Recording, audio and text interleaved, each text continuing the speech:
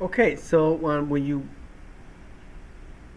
reason why I talk about thread is because it's introduced a little bit in the code here. When you build your the server and the client-side applications, you have to put some threads in there, at least two, one from each side, so they can communicate.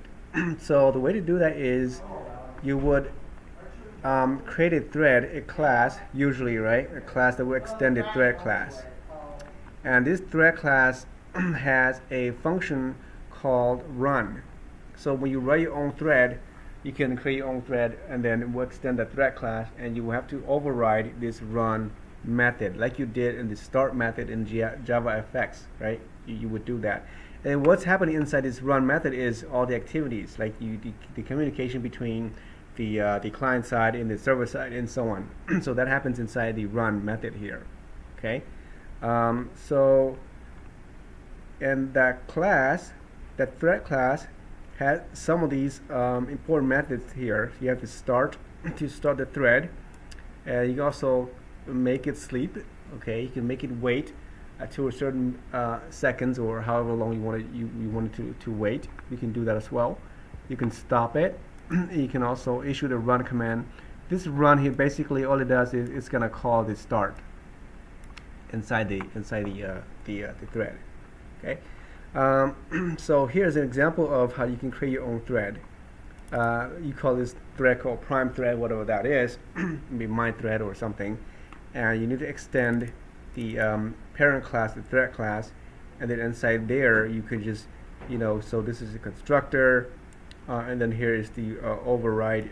You're overriding the superclass method here. So the information will be occurring in here. So once you create this class, for example, if you have your own class thread, then you can use that class thread to create your own thread. So thread P, and you give it a name, and then you will cause it to start.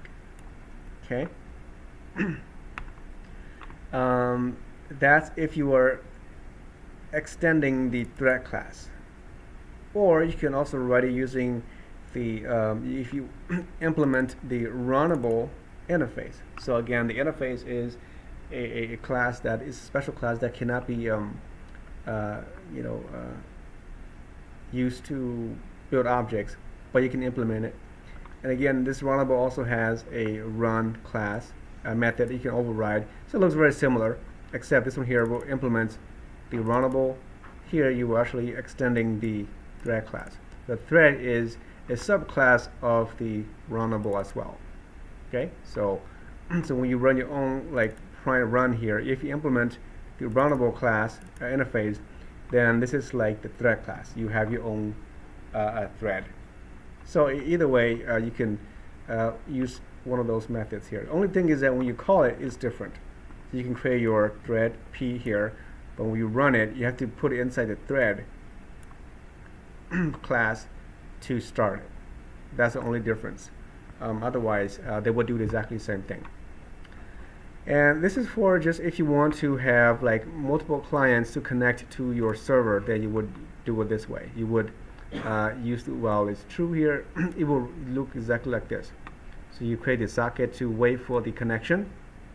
Once the connection is established, then you need to create a new thread, and then you need to start a thread.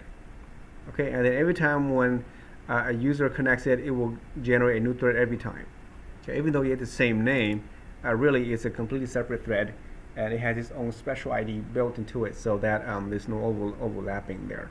Okay, so if you look at this, then it will look something like this. When you have a server running, the client one connects to the server, it does its communication, another client comes and it connects to it, then it will build a new thread, and then that will also occur at its own time, so asynchronously.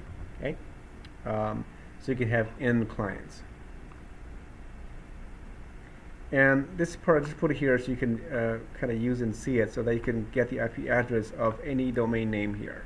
When you connect to, you can get the domain name of any site, and then you can get the address, IP address out of that, just for any type of data manipulation, or if you want to block certain user from certain location, you can do that as well.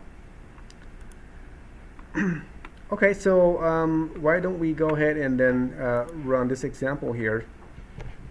Okay, I'm gonna close this for now.